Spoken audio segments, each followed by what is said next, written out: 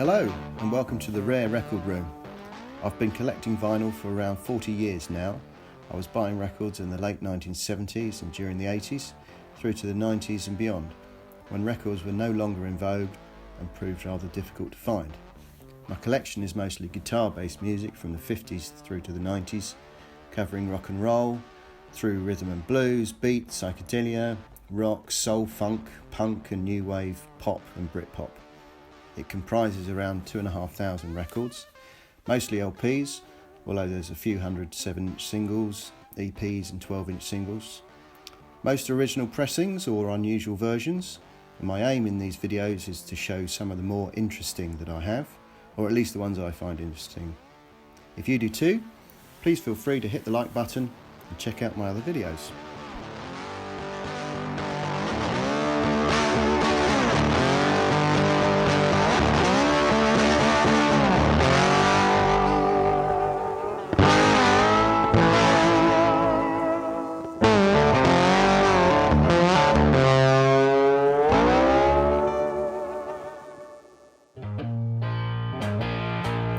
In today's episode, I'm going to look at another of the British rhythm and blues or beat groups from the mid-1960s.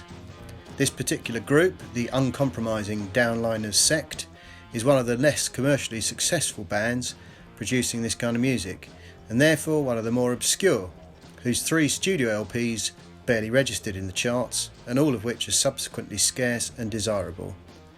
The band started out in 1962 as the Downliners, named after the song Down the Line by the rock and roll pianist Jerry Lee Lewis, and they were also occasionally billed as Geronimo and the Apaches. They had an unsuccessful tour in France and the band quickly folded.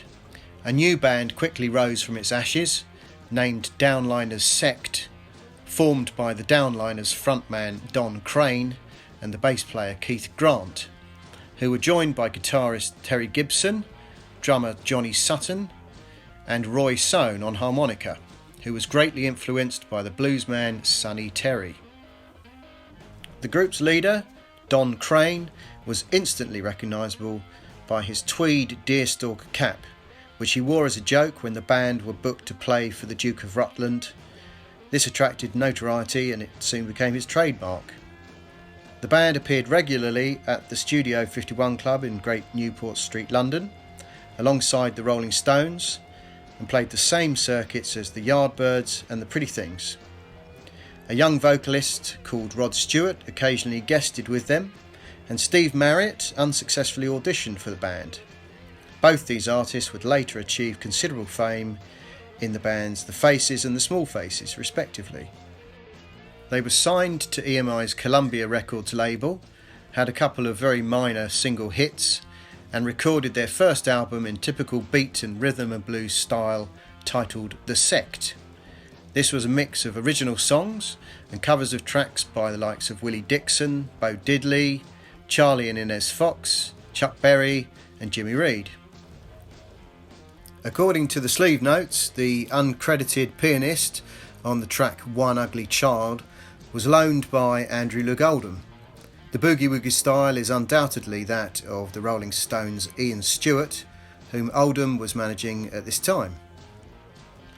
The album The Sect was released on the 18th of December 1964 in mono only, on the light blue and black Columbia design label, lettered in silver print.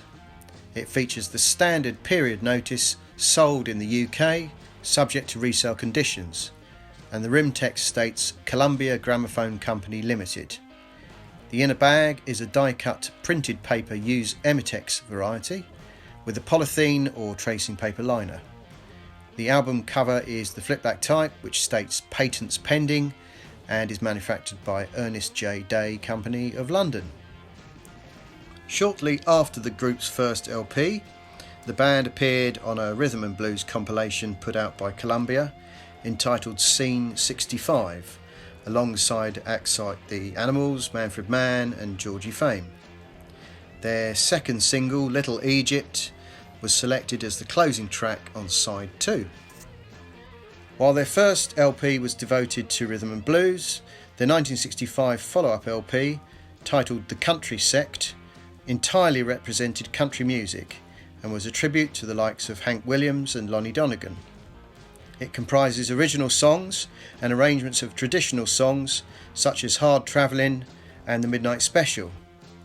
2 tracks feature piano from the multi-instrumentalist John Paul Jones, described on the sleeve notes as a non-sectarian. John Paul Jones was an in-demand session musician, producer and arranger before becoming the founder member of heavy rock pioneers Led Zeppelin in 1968. The Country Sect was also released in mono only on the light blue and black Columbia label, with the standard notice sold in the UK subject to resale price conditions, and with the Columbia Gramophone Company rim text. It comes in the regular company in a bag with used Ematex wording and a polythene or tracing paper lining. Perhaps due to its departure from the standard rhythm and blues, the album The Country Sect was poorly received, and frontman Don Crane has stated that it was certainly their least popular album. The next LP, called The Rock Sect's In, shifts the genre again to 1950s rock and roll, covering songs such as Don't Lie to Me and Brand New Cadillac. Again, sadly, the public didn't take to it, and it proved to be the band's final original LP for the Columbia label, and the group disbanded in 1968. The lack of commercial success means all 3 of these LPs are scarce, being valued now at £200, £150 and £200 respectively.